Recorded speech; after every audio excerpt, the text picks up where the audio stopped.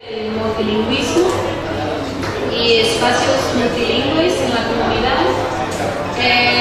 La siguiente pregunta para todos va a ser ¿cómo se han podido crear espacios multilingües en la comunidad en que están trabajando? Y eso incluye aspectos tanto como cuáles espacios son los propicios para algunos idiomas o algunas prácticas culturales y cuáles espacios son más dados a otros idiomas, pero más o menos cómo se ha podido crear espacios multilingües en la comunidad.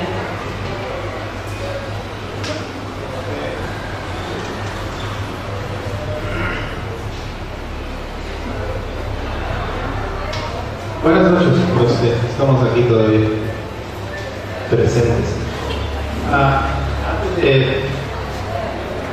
Abordar específicamente lo que está preguntando la moderadora, me gustaría comentarles que entendiendo un poco la temática de la mesa, habíamos preparado unas diapositivas, no da tiempo pasarlos, pero lo vamos a dejar a la coordinación de la mesa para los que se interesen en ello.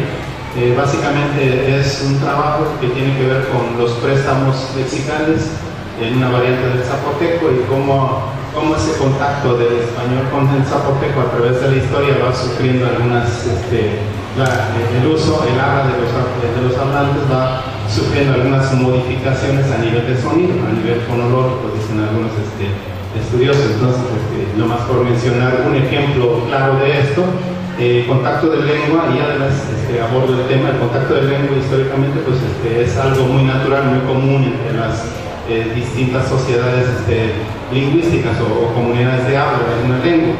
Y menciono esto porque hay un término, por ejemplo, que me gusta mucho usar sobre cómo va a través de la historia erosionándose el léxico, por llamarlo así, o sufriendo adaptaciones fonológicas de la lengua, en este caso recipiente.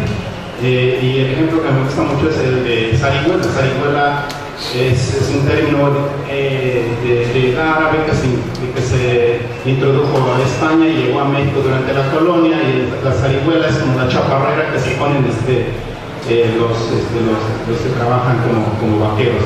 Y esa zarigüela en la Sierra Norte actualmente se conoce como salhuel, y el salhuel es calzón o pantalón de manta. Ese es en el zapoteco de la Sierra Norte, y ese salhuel en el chatino de Sensontepec es sirili. Y regresando a otra parte de la variante del chatino, vemos que de zarigüela a salhuel a sirili se reduce a sli.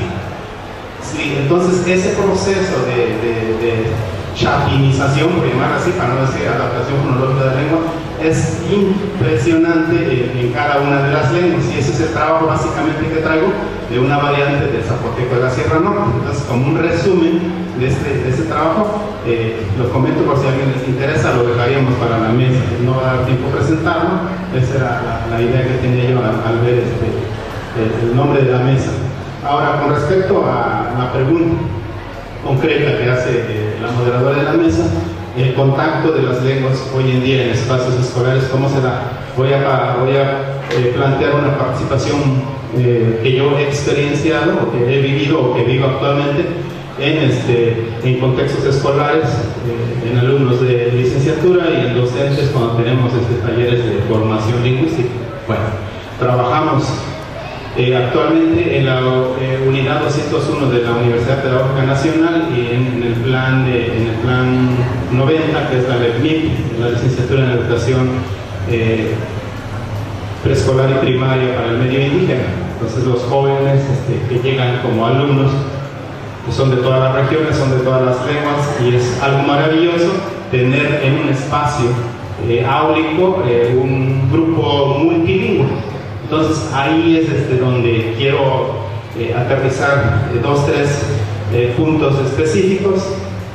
Lo que la mayoría de los asesores hacemos, y esto sucede también en otros niveles, es obviar o no ver lo que existe ahí, y damos por hecho que tenemos que respetar una línea de enseñanza y se tiene que reproducir el programa, y ignoramos que hay que hay potencialmente un recurso pedagógico que incorporar en el mismo proceso de enseñanza, en este caso de cualquier materia. Yo trabajo con la asignatura de estrategias para la enseñanza de la lengua en medios para la educación intercultural bilingüe. Entonces, para mí es muy importante primero hacer un sondeo básico, un diagnóstico lingüístico básico que me permita conocer el perfil lingüístico de mis hablantes, digo, de mis alumnos. Y encuentro, tal como les decía hace un rato, hablantes del mixteco, hablantes del mij, hablantes del zapoteco, de las diferentes variantes, hablantes del chatino, hablantes del zapoteco. Entonces,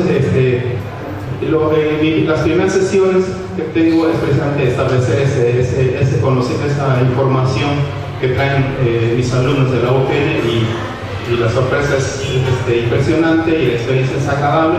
Cuando empezamos unas clases que tiene que ver con identidad y formas de valores comunitarios, y el primero es el saludo. Y quizás el alumno mixteco no va a aprender la lengua babe, o el alumno zapoteco no va a aprender el ayú, o el alumno chatino no va a aprender. Pero mi objetivo en ese espacio escolar es despertarle a los estudiantados la sensibilidad hacia la lengua. ¿Sí? Creo que es el primer paso en ese proceso de descolonización que muchos de aquí algunos conocemos, es la sensibilidad. Y de alguna manera hacer, aparte de visible la lengua, hacerlo audible. Son dos conceptos que trato desde mi punto de vista de ir planteando en ese proceso, en una de las clases, sobre todo con las que comienzo, ¿no? Y veo que hay muchas lenguas y hay que hacerlas escuchar. Y regularmente con una sesión tengo para 2, 3 contenidos curriculares que vienen en el programa. Nos encontramos, por ejemplo, para saludar en Tutateco, está la Shun, para ayudar en el Miglayu, que es el Maquepe, en una variante, en otra variante, para Zapoteco del Valle, Saxi, para Zapoteco del Norte, mismo Payushi, para Zapoteco de Sierra Sur, Malune. Entonces, el contacto que propicio en ese momento es exclusivamente con el fin de despertarle el interés a los estudiantes, muchos de ellos bilingües pasivos, es decir, no hablan la lengua, la entienden, porque en los espacios comunitarios, en los espacios familiares donde ellos conviven, pues, ya no se practica. Entonces a veces se sorprenden y a veces se les hace raro, ¿no? Hay muchos prejuicios en cuanto uno escucha un sonido distinto que no es la familiar en nuestra lengua. Entonces, ese es el objetivo que yo tengo a veces como docente dentro de espacios multilingües, en este caso grupos de la UPN. Sucede lo mismo en talleres con maestros de educación bilingüe. Encontramos maestros que no solamente hablan su lengua materna, sino tenemos escenarios multilingües. Por ejemplo, el caso de la Sierra Norte del estado de Oaxaca, conviven chinantecos, mijes de la sierra y zapotecos. Y encontramos maestros que tienen el contacto y además el dominio de las 3 lenguas, pero no lo externan. Si todavía siguen en esa sábana, en ese espacio de enclaustarse y no interactuar. Entonces, y vamos a encontrar también alumnos con que ellos trabajan, en donde son hablantes de distintas lenguas. Podemos encontrar pequeños alumnos en donde puede haber 2 o más 3 lenguas. Creo que aquí en el Istmo podemos encontrar casos de mije, guave y zapoteco, pero regularmente la escuela no hace visible a los niños, no permite tener un diagnóstico mínimo que sepa cuál es el perfil lingüístico de cada niño a la hora de ingresar.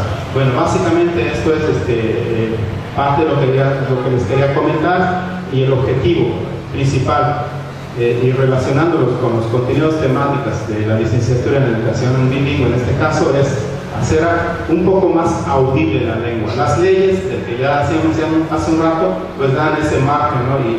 y nos permite hacerlos visibles. Ahí existen, pero también creo que las lenguas indígenas, en cualquier contexto en donde nos demos cuenta que hay hablantes de distintas lenguas, hay que propiciar espacios que permitan que estas sean audibles. Bueno, el tema del contacto lingüístico es de verdad un tema muy importante, Fíjense ustedes que yo desde ya hace un buen rato me dedico al estudio del contacto lingüístico, y en el 2011 publicamos este libro que se llama Dinámicas Lingüísticas entre los Popolucas y Nahuas del sur de Veracruz. Y bueno, he aprendido mucho yo mismo de este libro. Una cosa que he aprendido y que yo quisiera preguntarles a ustedes, porque bueno, aquí todos estamos hablando español, y ustedes piensan que el español lo aprendieron directamente de hispanohablantes. Me van a decir quizás que sí, ¿verdad? O sea, los que hablan español fueron los que nos enseñaron el español. Creo que una respuesta rápida sería sí, efectivamente, los que hablan español enseñaron español a nosotros los indígenas.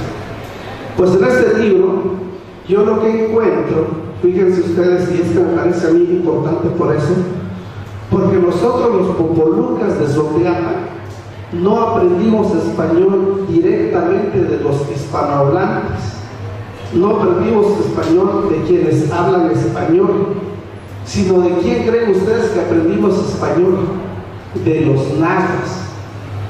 Los nahuas no vivían en el área popoluca. Ellos vienen de dos migraciones, una del área de Teotihuacán y otra del área de Tabasco, y llegan a la zona, pero ellos ya hablaban español, y entonces nos enseñan a nosotros español, y así aprendemos español. Y entonces el tema del contacto lingüístico, de verdad que da para mucho de qué hablar, porque ya lo veía yo hace rato, lo veíamos en realidad en la exposición de nuestra compañera de Surinam, cómo está enseñando matemáticas. Bueno, pone un referente cultural propio del grupo, y ahí enseña pues las diferentes figuras geométricas que existen. Una cosa que nosotros como indígenas también tenemos que hacer, y de verdad esa es una preocupación que yo quiero compartirles a ustedes, es que tenemos que encontrar mecanismos para enseñar cosas, como ya lo ilustraba la compañera, las matemáticas, pero otras áreas también, como la misma historia del grupo. O sea, de repente, por ejemplo, a mí me han preguntado ¿desde cuándo estamos en el área popoluca? Yo no tengo una respuesta. Y la otra, ¿desde cuándo están los nahuas en el área de edad donde yo soy? Tampoco tengo una respuesta. Pero, por ejemplo, este libro, lo que a mí me hace ver es que los nahuas son muy antiguos en la zona, y ahí es donde yo le veo mucha utilidad al contacto lingüístico, porque lo que yo encuentro es de que en el náhuatl, los que hablan náhuatl seguramente no me van a dejar mentir, los nombres tienen que tener una TL, una T o una I. Es una característica de todos los nombres en náhuatl. Por ejemplo, si van a decir, no sé, cabeza en náhuatl, le tienen que poner la TL o la D, o la T o la T. Pues los nahuas de Mecayapan, de allá de mi área, ellos ya no tienen esa TL, la han perdido, y es solamente un sonido de la lengua. Pero los popolucas tenemos esas palabras que nosotros prestamos de los nahuas, los tenemos con TL. Eso significa que si a mí me dicen que yo explique la historia del grupo, lo tengo que explicar así, diciendo que los nahuas son antiguos en la zona, porque un cambio, una pérdida de una consonante de una lengua no se puede dar de la noche a la mañana. Eso lleva un proceso largo. Hay otra cosa importante que dice también la lingüística a través del contacto lingüístico. En México hay muchas variantes de náhuatl, desde el norte hasta el sur. Y de todas las lenguas náhuatl que hay en México, solamente la lengua náhuatl de Mecayapa tiene una manera de decir nosotros todos y nosotros poquito, lo que le llaman en lingüística el inclusivo y el exclusivo, el integrarnos todos o no integrarnos todos. Y eso es muy raro porque ninguna otra lengua lo tiene. Pero entonces la pregunta es, ¿por qué esos nahuas lo tienen? ¿Y cómo vamos a explicarle nosotros, o cómo vamos a utilizar esos elementos como una parte importante para explicar o para hacerles llegar la historia real de los pueblos? Yo creo que ese sería otro bonito ejemplo. Y resulta que ellos tienen la distinción entre los dos nosotros, el de todos y el de todos pero poquito, porque los popolucas lo tienen. Entonces lo tomaron prestado. ¿Eso qué quiere decir? Que los préstamos también pueden servir inclusive para como un referente para una identidad propia del grupo y para el fortalecimiento mismo de las lenguas. Le voy a poner otro ejemplo porque a mí me gusta mucho este tema. El popoluca de hoy tiene una cosa que le llaman complemento o una palabrita que es iga. Este viene del náhuatl ica. Y nosotros hoy hablamos popoluca usando el iga. Si nosotros quitamos el iga en la conversación cotidiana, la gente va a decir que yo hablo un popoluca mocho, un popoluca incompleto. Hoy no podemos entender el popoluca sin ese iga, lo necesitamos de manera obligatoria. Y entonces, ¿qué pasó ahí? Que el mismo contacto lingüístico entre popolucas y nahuas no propició que el popoluca se perdiera o que el náhuatl se perdiera, sino todo lo contrario. Lo que tiene el náhuatl del popoluca ha propiciado que el náhuatl sea una lengua viva todavía, y lo que tiene el popoluca del náhuatl ha propiciado que el popoluca siga siendo una lengua usada por los hablantes con estas modificaciones. Y esto me parece a mí muy importante porque tampoco tenemos que seguir pensando que vamos a diseñar materiales desde el punto de vista del purismo lingüístico. Sería hoy un error fatal crear materiales con esa visión. Tenemos que también nosotros entender que las lenguas indígenas son como nosotros. Nacemos, tenemos una manera de ser, vamos creciendo, vamos cambiando un poco. Quizás se nos pone blanco el cabello, por ejemplo, ¿no? Es una manera de decir que ya estamos adultos, ya estamos viejos. Las lenguas van caminando igual y en su transitar van cambiando. ¿Qué nos corresponde a nosotros? Pues hacer estudios de una manera seria en donde nosotros podamos descubrir cuál es la esencia de la lengua. Este tema del contacto lingüístico es realmente parte de mi pasión, y recientemente estoy trabajando con un estudiante que habla mixteco, y la ciencia lingüística dice que lo que se difunde mucho son los nombres, lo que se difunde mucho son los sonidos. Por ejemplo, una lengua que no tiene F puede tener la F porque lo presta de otra lengua. Entonces, los nombres y los sonidos son los que se difunden mucho, pero dicen los teóricos que los verbos no se difunden. Es ampliamente difícil que una lengua preste verbos, y a lo mejor ustedes lo pueden constatar en su lengua. En popoluca casi no tenemos verbos prestados del español. Sin embargo, el mixteco de Abasolo del Valle ha prestado los verbos del español. Pero ahí está la parte interesante. Los mixtecos incorporan el verbo de español, pero poniéndole antes el sa, que significa hacer en mixteco. ¿Y por qué lo hacen? Porque si no, no pueden incorporar ese préstamo del español. Entonces necesitan la misma palabra como una especie de identidad, y le ponen esa palabra y entonces ya lo hacen propio. Y lo hacen tan propio que además le da una razón de ser. Lo hacen porque ahí es donde van a poner las personas que usan en la lengua. Ahí van a poner el tiempo, porque en el verbo español no se puede y no se podría jamás. Entonces necesita la palabra tener una identidad propia. Y de verdad que ese tema a mí me parece muy importante, porque de repente nosotros no sabemos cómo o qué cosa del español debemos de mantener en nuestras lenguas. Yo he visto, por ejemplo, escritos en lenguas indígenas en donde inclusive hasta ponen en cursiva la palabra prestar. Yo me pregunto, ¿será un buen mecanismo hacerlo? ¿Qué va a pasar cuando la lengua tenga mucho más cambios y haya mucho más palabras del español prestadas. Entonces, pues bueno, va a haber muchas palabras cursivas. Y yo creo que ese no es realmente, desde mi punto de vista, el recurso que debemos de seguir. El estudio del contacto lingüístico nos hace ver que hay como una sistematicidad en las cosas que se van a otra lengua. Les voy a poner un último ejemplo. En Popoluca, todos los préstamos del español tienen que tener una J.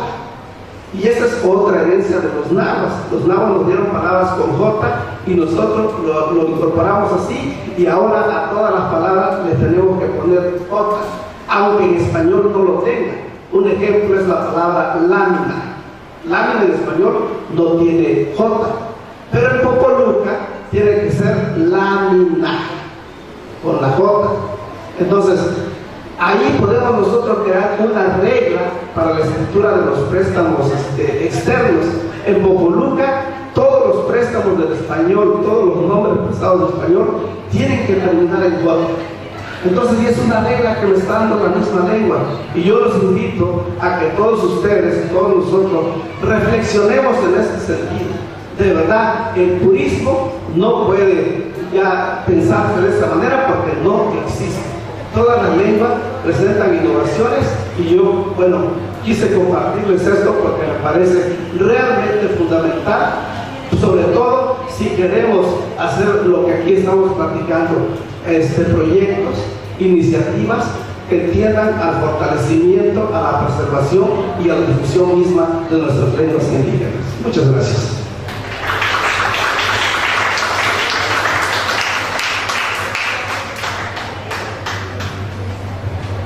Nada más voy a pedir que los demás, que tenemos como 5 minutos para cada quien, porque tenemos que terminar de la siguiente evento. Entonces, que intenten por lo menos, sí. Bien. En cuanto a cómo se han podido crear espacios multilingües en la comunidad de Ayotitlán, pues para nosotros han sido principalmente 3 instancias.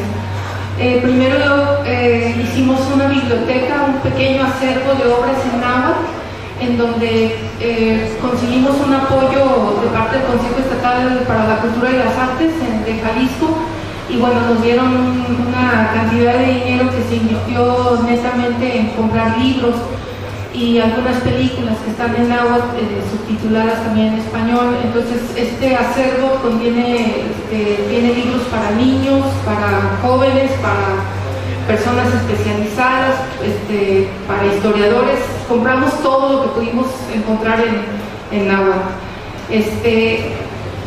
Ese ha sido uno de los ámbitos en donde hemos podido incorporar hacer espacios multilingües.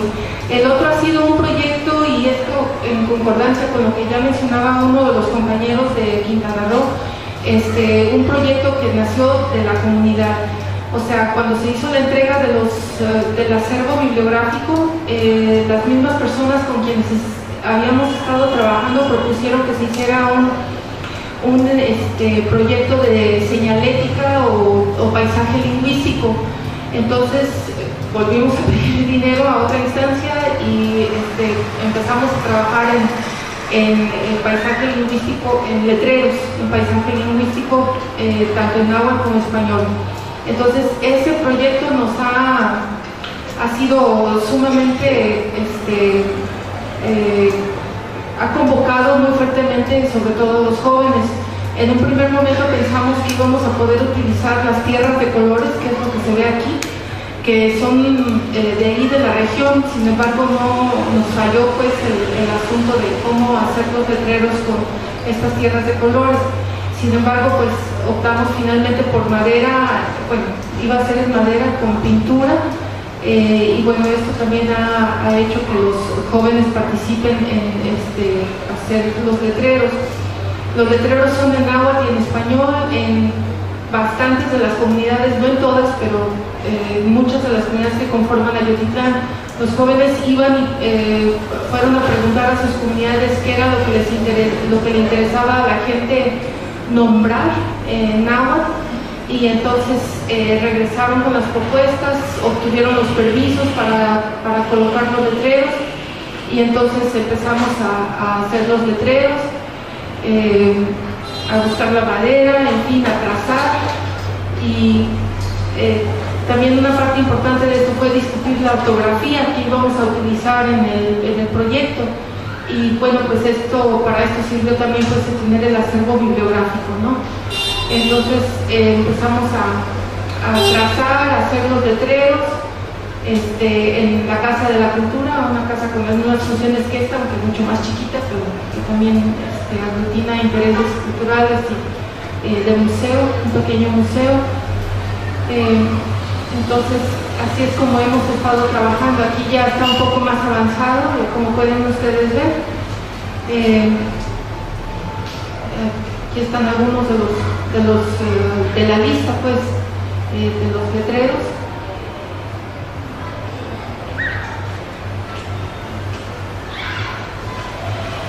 Aquí ya empezamos a poner los letreros. Esto se hizo durante todo 2012 y parte ya de 2013. Como pueden ver, los letreros están en ambas lenguas. Estamos preparando el espacio donde se iba a poner uno de los letreros.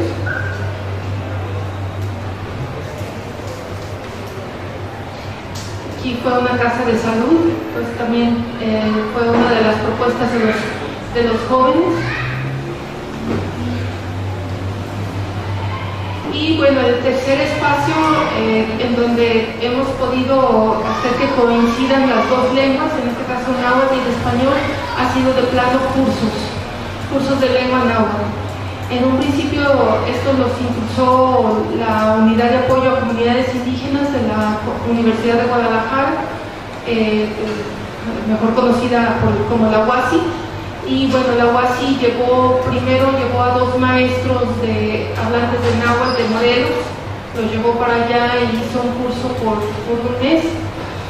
Posteriormente, al ver la complicación tanto de dinero como para que una persona se desplazara por un mes completamente a Yotitlán, pues se pensó en pedirle a uno de los maestros que ya están ahí, que son nahuatlantes y que proceden de la Huasteca, que si quería dar el curso, y accedió, y ha sido todo un éxito, al grado que incluso ya tienen su página en Facebook, y ahora, como dicen los jóvenes, se facebookean en náhuatl, lo cual facebookearse en náhuatl como segunda lengua para nosotros ha sido también algo que nos ha llamado mucho la atención, pero que la estén utilizando ya como para algo que es una herramienta tan de jóvenes, pues nos parece que es símbolo de una gran aceptación. Entonces, estos han sido los 3 espacios en que hemos podido hacer que se creen espacios multilingües, pues allá en Ayotitlán, ¿no?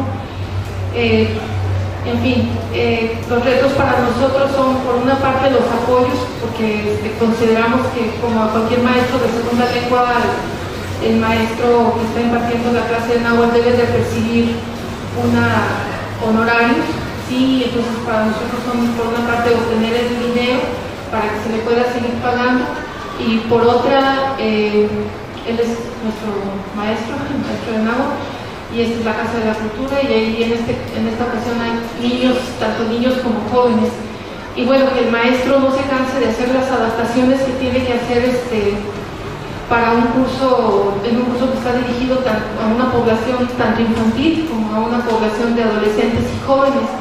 Por otra parte, otro de los retos es también que los jóvenes sigan interesados, porque es muy común que, terminando la preparatoria, los jóvenes salen de Ayotitlán, salen a buscar otras oportunidades tanto de trabajo como de universidad, de continuación de sus estudios.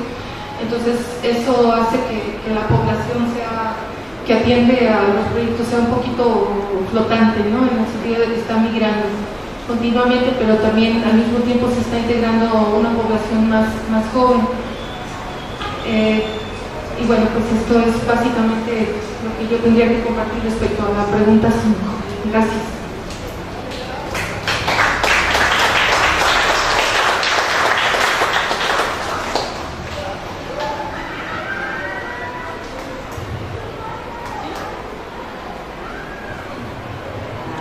Como comentario breve. Esta pregunta me hace pensar en, pues quiero responder de otro lado, de quién hace parte de una comunidad de hablantes. Si queremos hacer una comunidad multilingüe, ¿quién va a ser parte de esta comunidad?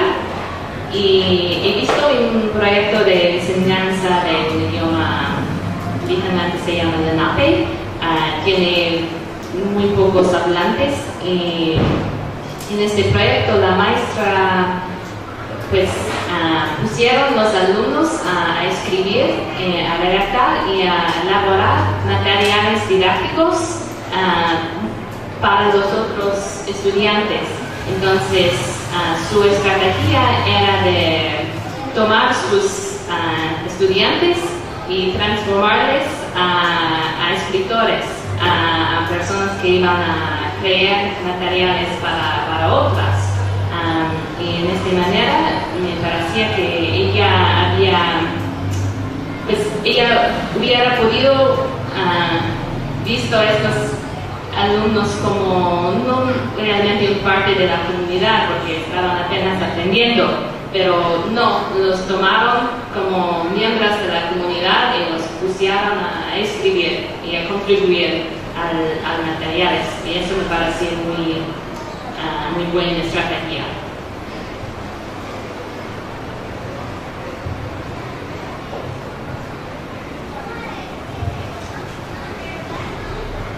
Bueno, en caso del diplomado Chiapas, bueno, escuela y comunidad, lo que hemos hecho es el caso de la actividad o estrategia de transferencia interlingüística, que es de la lengua materna al español.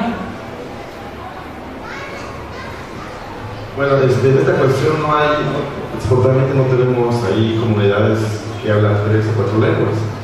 Nada más hay comunidades donde solamente se habla el español o lengua indígena. Pero en las sesiones de los maestros, ahí sí tenemos ahí algo muy importante. Bueno, porque los docentes hablan sentar, tortil, soplar, chol y español. Ahí sí nos hacemos todos. Porque ahí tenemos los espacios más como espacios donde podemos expresar nuestras emociones, ¿no? Entonces ahí los maestros hablan la lengua. Cuando los maestros indígenas hablan en lengua, ellos se explayan, o sea, no les da miedo como cuando hablan en español. Los maestros se explayan. Hay maestros de CONAJO que son jóvenes como 18 años, que son tímidos delante del resto de los maestros, pues les causa un poquito de temor. Pero cuando se está hablando así en grupos indígenas, los maestros se explayan. Entonces ahí nos damos cuenta que es muy importante hablar, escribir en la lengua indígena. Repito, en las comunidades indígenas no tenemos varias lenguas donde se puedan hablar, no nomás español, etcétera, o tzotzil. Entonces en este espacio de las sesiones está muy bien porque ahí aprendemos todos. Y bueno, también San Cristóbal, si vamos así de lo micro a lo macro, pues San Cristóbal es un espacio, es una ciudad multilingüístico, multicultural. No sé si quien tenga la oportunidad de conocer San Cristóbal. Hablan celtal, tzotzil, toblabal, chol, mam, español, italiano, francés, alemán, inglés, portugués, chino. Es muy hermoso ahí. Pero bueno, siempre ha dominado desgraciadamente el inglés. En los hospitales, afortunadamente, en el hospital de San Cristóbal hay ¿cómo decir?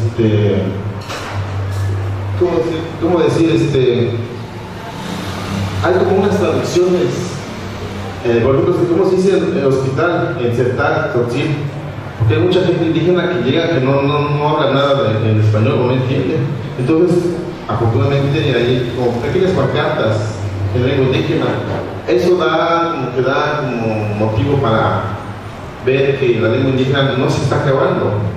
Ya depende de cada uno. Si nosotros queremos que se muera la lengua indígena, pues estaríamos muy mal, ¿no? Por eso México es un país muy rico, muy rico. O sea, tenemos que empezar a olvidar que los indígenas es un estorbo, los indígenas es esto, o sea, que pueden ser negativos, al contrario. Me sorprendió lo que dijo la compañera de aquí, de que no, está matar el indio para salvar el hombre. Dije, wow, pues este señor creo que estaba muy mal, ¿no? Súper loco, perdón por la palabra, estaba súper loco. O sea, era muy egocentrista, pensando que, bueno, creo que no sé qué pasaba por su mente matar. Es como también aquí, la época de Cárdenas, que creo que sí, la época de Cárdenas, creo no fue bien, ¿no? Que tuvieran que traer gente extranjera para hacer una mezcla para exterminar a los grupos indígenas. Afortunadamente yo soy 100% indígena, yo no tengo ninguna sangre mezclada, o sea, me siento. En la lengua maya se dice Batsilyunik, hombre verdadero, hombre verdadero. No sé en otros idiomas si se diga lo mismo, nosotros nos consideramos como hombres verdaderos. Ahí están mis compañeras mujeres verdaderas, pero bueno, creo que dejo por el momento el micrófono.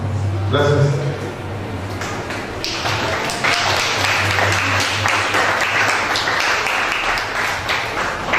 Bueno, yo para cerrar un poco y terminar de platicar un poquito del caso de San Lucas Chiarini, les decía yo que mi interés había sido en el español y por eso detecté por medio del diagnóstico la situación de qué tanto se usaba y cuál era la lengua de instrucción en la escuela.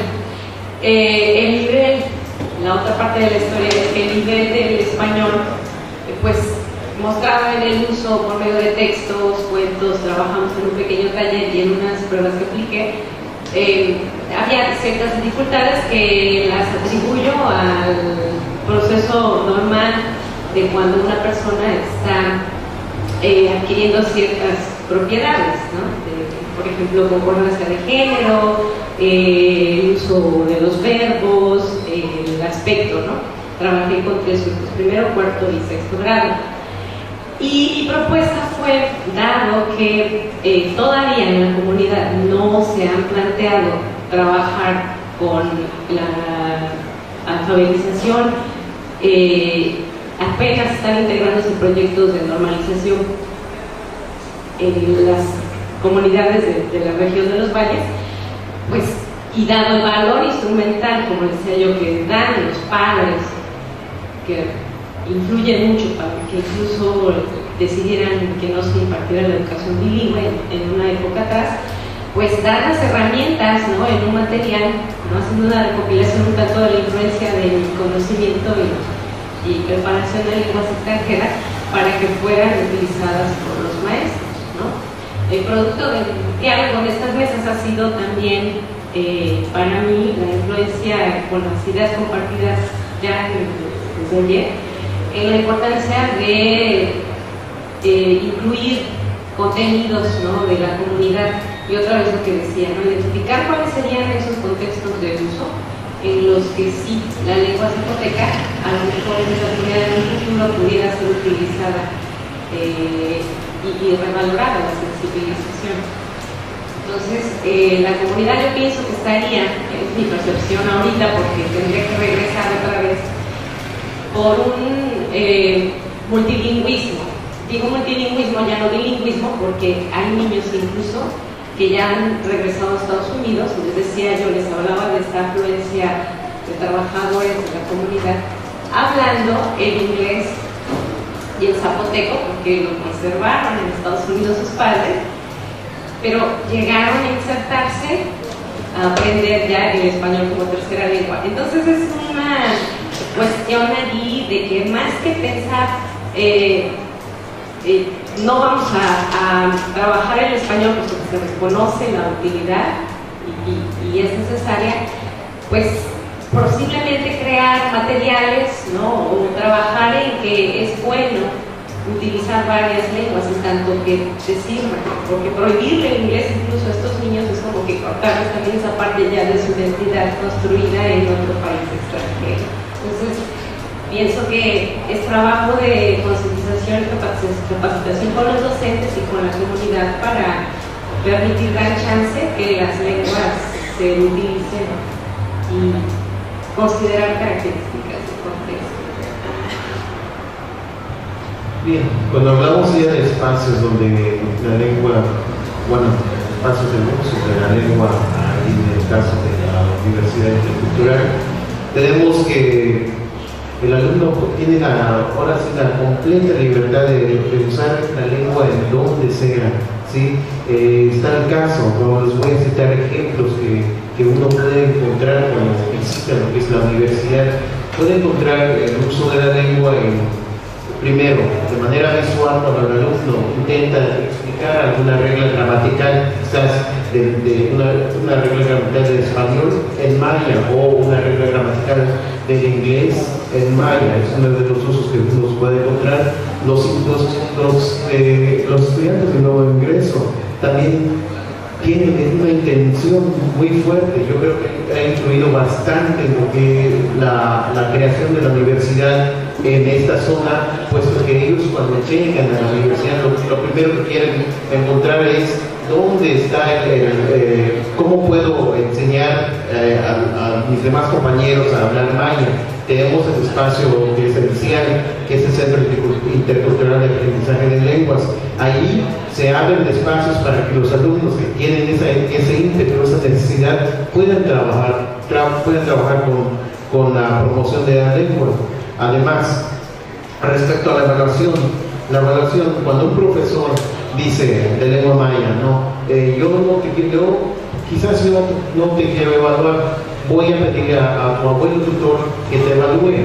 Lo que se hace en este caso es ir a la casa del abuelo, ¿sí? Y ahí el profesor solamente observa y dice qué tal interactuó el alumno. Entonces el abuelo tutor le dice actuó, trabajó bien, bien o regular, ¿sí? Tampoco lo reprueba, porque el alumno también tiene esa intención de aprender.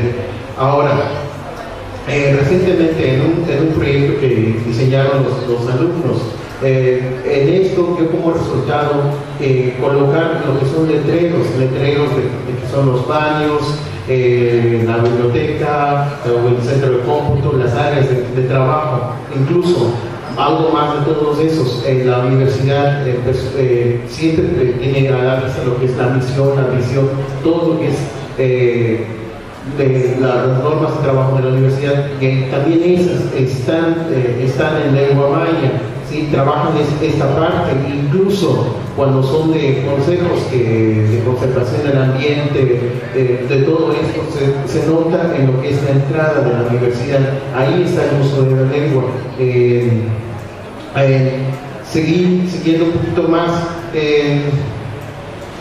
los alumnos también tienen esa libertad de dirigirse con cualquier profesor y hablarle en su lengua, no hay ningún problema con esto, ¿sí? Yo en mi caso, cuando yo tengo una salida o necesito darle un mensaje a los alumnos, las notas que dejo a los alumnos en la puerta de mi cubículo, se las dejo en maya, ¿sí? No escribo nada en español. Claro, porque los alumnos ya saben que así como ellos tienen esa intención de aprender, yo también tengo esa intención de enseñar, ¿sí? Además, no solamente tengo esos canales de comunicación, sino también cuando envío mensajes por correos electrónicos, también utilizo la lengua para usar los correos electrónicos, o incluso en el caso del WhatsApp, también les dejo mensajes, que es otra forma de trabajar con lo que es la lengua, ¿sí? Lo mismo con el Facebook y con las redes sociales y con las bitácoras. Sí, algo más que quieran hacer, todavía hay más cosas que se pueden trabajar con lo que es la lengua en el caso del maya yucateco. Es todo.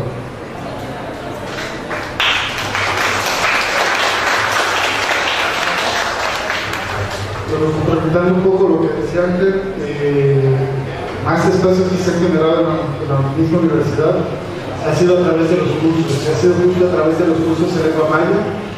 donde como parte del trabajo mismo de la asignatura, a los estudiantes se les pide que participen en actividades públicas, ya sea que hagan exposiciones, que hagan festivales, y que no los hagan solamente dentro de la misma universidad, sino que los lleven a las comunidades. Como les había dicho, nosotros tenemos el taller de vinculación con la comunidad, y es pues una visita de nuestros estudiantes a las comunidades que siguen a nuestros estudiantes durante 4 años. Es decir, son 4 visitas a lo largo de la formación del estudiante. Y de este último año, lo que se hizo fue, lo que organizó un profesor fue una especie como que de ruta de festivales por las comunidades donde los estudiantes habían estado, ¿no? Dijeron, bueno, ya la intención era de un poco retribuir a la comunidad, agradecer a la comunidad la estadía de los estudiantes. Durante 4 años los estudiantes estuvieron visitando, y bueno, ya era tiempo de que de alguna forma también los estudiantes regresaran a la comunidad, porque la comunidad también les había dado a ellos. Algunos fueron estudiantes, visitamos sus propias comunidades, pero otras fueron comunidades donde los estudiantes no eran originarios. De manera más académica, habíamos tenido 4 ciclos de conferencias donde se invitaban a profesores, se invitaban a estudiantes, las charlas eran en diversas lenguas, a veces eran en español, a veces eran en maya, a veces eran en inglés. Desafortunadamente, este año ya no nos dio tiempo de organizarlo y quizás volvamos otra vez a retomarlo, ¿no? Y era justamente un espacio de plática, de compartir ideas, de generar discusión, un poco ya más académico, ¿no? Y de la misma coordinación pues se abrió un grupo en Facebook, ya ha tenido bastante éxito el grupo en mayo, no tanto en inglés hay participación, pero no es igual como lo hay en maya, ¿no? Ya ahorita entro en el grupo y todo el tiempo hay gente en el grupo platicando, dejando mensajes o interactuando en la lengua. Ya no solo estudiantes de la misma carrera, sino han sido personas estudiantes de otras universidades, de otras carreras, y amigos de estudiantes que no estudian ahí en la misma universidad, se enteraron del grupo y pues han estado viendo, ¿no?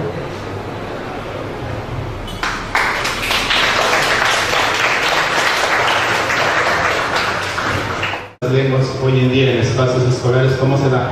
Voy a plantear una participación que yo he experienciado, o que he vivido, o que vivo actualmente en contextos escolares, en alumnos de licenciatura y en docentes cuando tenemos talleres de formación lingüística.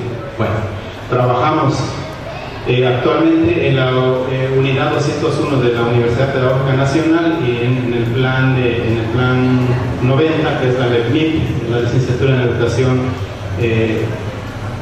Preescolar y Primaria para el Medio Indígena. Entonces los jóvenes que llegan como alumnos pues son de todas las regiones, son de todas las lenguas, y es algo maravilloso tener en un espacio áulico un grupo multilingüe. Entonces ahí es donde quiero aterrizar 2, 3 puntos específicos. Lo que la mayoría de los asesores hacemos, y esto sucede también en otros niveles, es obviar o no ver lo que existe ahí, y damos por hecho que tenemos que respetar una línea de enseñanza y se tiene que reproducir el programa que se introdujo a España y llegó a México durante la colonia, y la zarigüela es como la chaparrera que se ponen los que trabajan como vaqueros. Y esa zarigüela en la Sierra Norte actualmente se conoce como sagüel, y el sagüel es calzón o pantalón de manta. Ese es en el Zapoteco de la Sierra Norte, y ese sagüel en el chatino de Sensontepec es sirili. Y regresando a otra parte de la variante del chatino, vemos que de zarigüela a sagüel a sirili se reduce a sli. Entonces ese proceso de chatinización, por llamar así, para no decir adaptación fonológica de la lengua, es impresionante en cada una de las lenguas, y ese es el trabajo básicamente que traigo de una variante del zapoteco de la Sierra Norte. Entonces, como un resumen de este trabajo, lo comento por si a alguien les interesa, lo dejaríamos para la mesa, no va a dar tiempo a presentarlo. Esa era la idea que tenía yo al ver el nombre de la mesa. Ahora, con respecto a la pregunta concreta que hace la moderadora de la mesa, el contacto de los preparados, unas diapositivas, no da tiempo pasarlos, pero lo vamos a dejar a la coordinación de la mesa para los que se interesen en ello. Básicamente es un trabajo que tiene que ver con los préstamos lexicales en una variante del zapoteco y cómo ese contacto del español con el zapoteco a través de la historia va sufriendo algunas, el uso, el habla de los hablantes va sufriendo algunas modificaciones a nivel de sonido, a nivel fonológico, dicen algunos estudiosos. Entonces, nomás por mencionar un ejemplo claro de esto, contacto de lengua, y además abordo el tema. El contacto de lengua históricamente pues, es algo muy natural, muy común entre las distintas sociedades lingüísticas o comunidades de habla de una lengua. Y menciono esto porque hay un término, por ejemplo, que me gusta mucho usar sobre cómo va a través de la historia erosionándose el léxico, por llamarlo así, o sufriendo adaptaciones fonológicas de la lengua, en este caso recipiente. Y el ejemplo que me gusta mucho es el de zarigüela. Zarigüela es un término de árabe que se llama y ignoramos que hay potencialmente un recurso pedagógico que incorporar en el mismo proceso de enseñanza, en este caso de cualquier materia. Yo trabajo con la asignatura de estrategias para la enseñanza de la lengua en medios para la educación intercultural bilingüe. Entonces, para mí es muy importante primero hacer un sondeo básico, un diagnóstico lingüístico básico que me permita conocer el perfil lingüístico de mis hablantes, de mis alumnos. Y encuentro, tal como les decía hace un rato, hablantes del mixteco, hablantes del mij, hablantes del zapoteco, de las diferentes variantes, hablantes del chatino, hablantes del zapoteco. Entonces,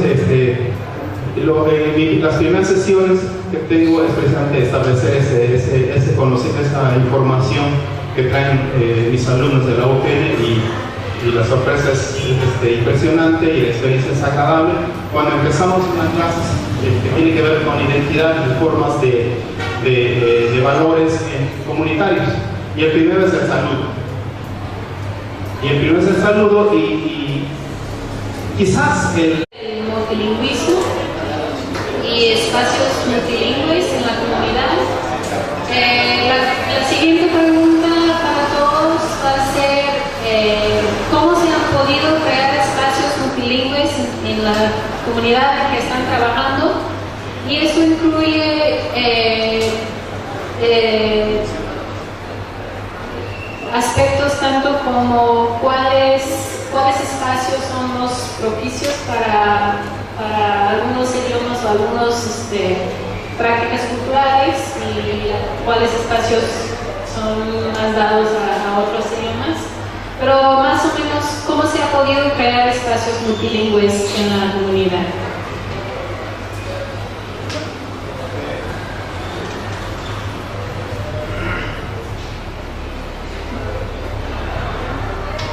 Buenas noches, pues estamos aquí todavía presentes. Abordar específicamente lo que está preguntando la moderadora, me gustaría comentarles que, entendiendo un poco la temática de la mesa, habíamos